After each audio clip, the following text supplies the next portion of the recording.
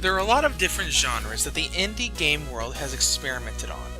Indie games are unique because there are a lot of different games of different genres. One such genre that we have not touched on very much is the retro game genre. This isn't actually a technical genre like platforming games, shooting games, or RPGs, but it's a specific type of game. By definition, a retro game is meant to mimic or simulate a very similar experience to an older game that people know a lot about.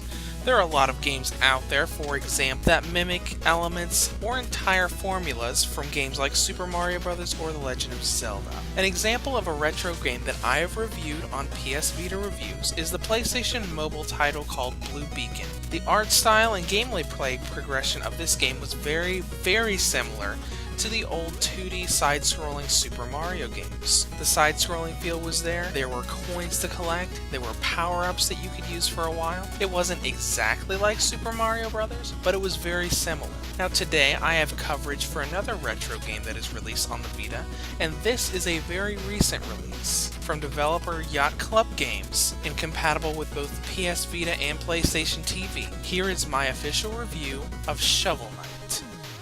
The story of Shovel Knight takes place in a kingdom and land where adventurers used to roam freely. The most famous of these adventurers are Shovel Knight and Shield Knight, who were inseparable all until a journey to a location called the Tower of Fate.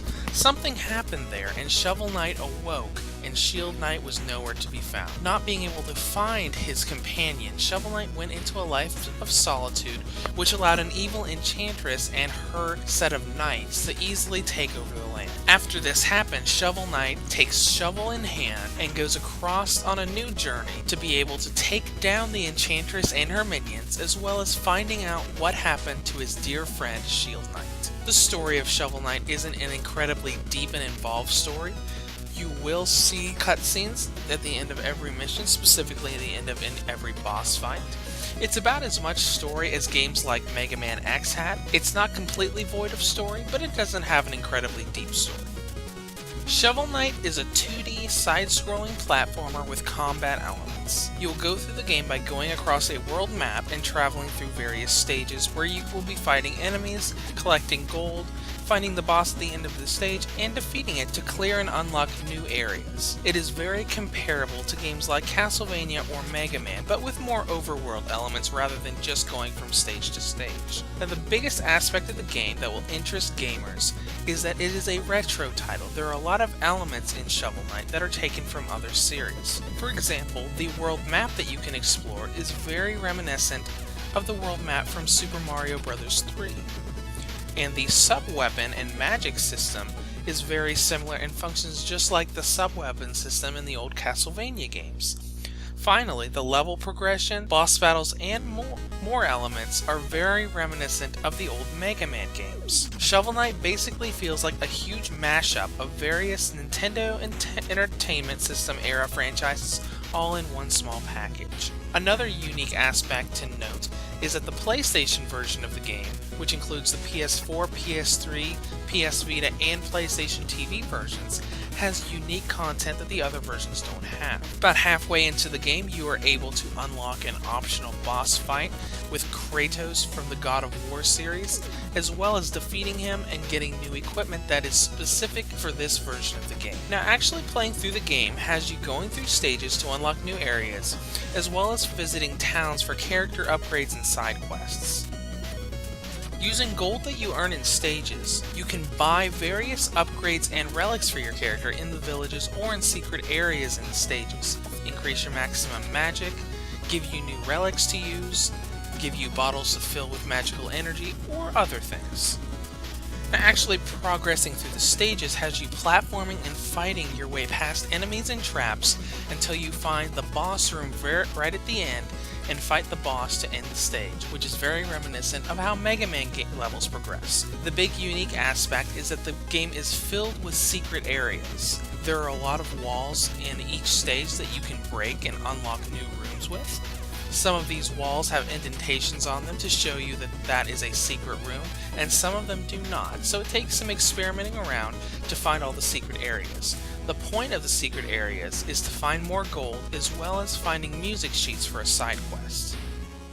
And the side quests for the game are not really heavy in number, but there is a little bit there to give sort of a Legend of Zelda or more adventure game or RPG game sort of feel rather than just going through the stages. You can go through various side quests to collect music sheets for one of the characters in the village to play for you. There is a side quest in the armory, and there are various other side quests like wandering warriors that you can fight, as well as unlocking the Kratos boss fight.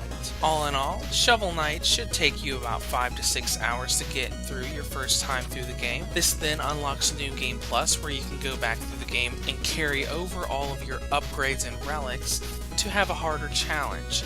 New Game Plus is harder in the fact that enemies hit you twice as hard as in normal mode. There are a lot less checkpoints to respawn at in the stages. And finally, all of the food items that increase your health in the stages are replaced by bombs, so you have to rely on skill to get through each stage. Knowing this, as well as the fact that there is free DLC on the way for a versus mode as well as more campaign, Shovel Knight isn't a super long game, but it'll definitely keep you busy for quite a while. As far as controls and presentation are concerned, the controls are pretty easy to get a hold of. You can do the game with only using the buttons. One thing to note about the controls is that not everything is explained to you as you play through the game. Using sub-weapons is shown to you when you get them with a prompt on the screen, but pretty much everything else you just basically learn as you go. This is very reminiscent of the old NES style. However, it is a little frustrating to the fact that you have to basically just play around with the buttons until you figure things out. Now, as far as the visual presentation is concerned, this is a very 8-bit looking game. The graphics, the level progression, the music, everything is in 8-bit and looks like it was taken straight out of the NES era. It looks very good for what it is. There are little breaks in the character models as they're supposed to look like because of the art style. Outside of this, there aren't any visual discrepancies. The way the game plays is also superb. The load times are very short and there is no lag or slowdown or freezing to be considered. The developers did a really nice job at not only porting this game to the Vita and PlayStation TV, but they made it run really well.